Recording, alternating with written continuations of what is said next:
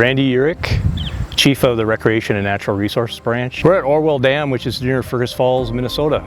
Multiple disciplines represented here today. The ultimate goal is to replace the gate chain on the Orwell Dam. The dam itself is 72 years old, and a regular part of R&R's mission is to make sure that we're attending to the maintenance and repair needs on the structures that we're responsible for managing.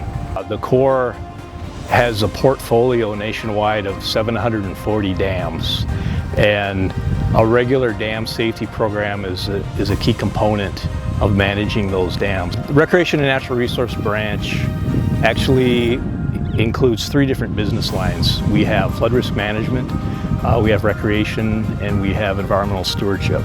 So within the St. Paul district, there are 19 water control structures under flood risk management. Included in that are 16 reservoirs. And then on the recreation side, we have 12 campgrounds and multiple day-use recreation areas that are associated with our reservoirs. And on the environmental stewardship side, we have over 35,000 acres of land that's owned by the public, and we have stewardship responsibilities on those properties.